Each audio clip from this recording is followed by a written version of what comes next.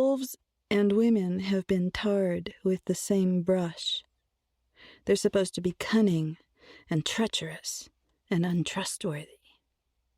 But the aspect of the wolf that the wild woman relies on is the idea of freedom, the idea of being unspoiled and having rhythms that are uninterrupted by overdoses of the intellect. So, bone by bone and hair by hair, through night dreams, through events half understood and half remembered, the wild woman comes back. And she comes back through stories. You see, it's told that there's a place in the desert where the spirit of women and the spirit of wolves meet across time.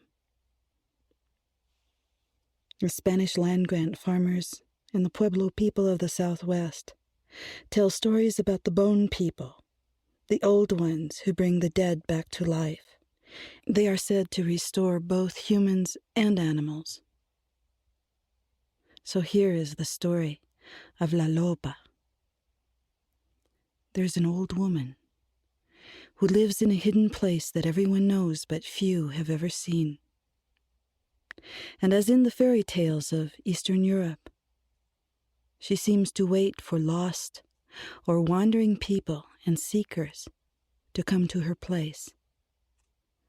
She is circumspect, often hairy, always fat, and especially wishes to evade most company. She's both a crower and a cackler, generally having more animal sounds than human ones, and they say that she lives among the rotten granite slopes in Tarahumara, Indian Territory. And some say she is buried outside of Phoenix, near a well. She is said to have been seen traveling south on many an occasion to Monte Alban. Some say that she stands by the highway near El Paso, or that she has been sighted walking to market above Oaxaca, with strangely formed boughs of firewood upon her back. And she's called by many names: La Huesera, Bone Woman; La Terapera, the Gatherer; and La Loba, the Wolf Woman. Now the sole work of La Loba is the collecting of bones. She is known to collect and preserve especially that which is in danger of being lost to the world, and her cave is filled with the bones of all manner of desert creatures: deer, rattlesnakes, crow. But her specialty is said to be wolves. She creeps and crawls and sifts through the montañas and the arroyos, the dry riverbeds, looking for wolf bones. And when she has assembled an entire skeleton, when the last bone is in place, the last one, often the tail bone at the very end, or one of the paw bones, when this beautiful white sculpture of the creature is laid out before her, she sits by the fire and contemplates which song she will sing.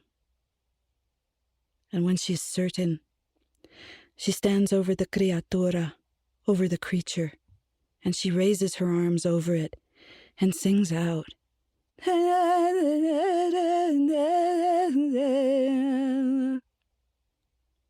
And that is when the rib bones and the leg bones of the wolf begin to flesh out and the creature becomes furred. And La Loba puts her arms again over the creature and sings some more.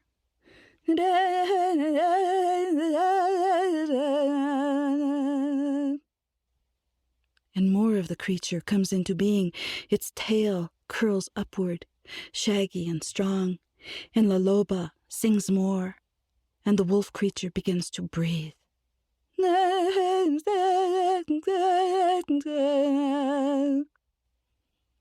And still, La Loba sings so deeply that the floor of the desert shakes, and as she sings, the wolf opens its eyes and leaps up and runs away down the canyon.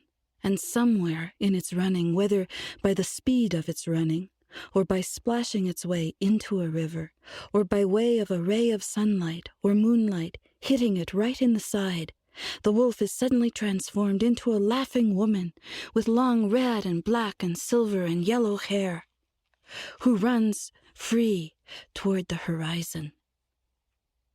And so it is said that if you wander the desert, and it is near sundown, and if perhaps you are a little bit lost and certainly tired, that you are lucky, for La Loba may take a liking to you and show you something of the soul.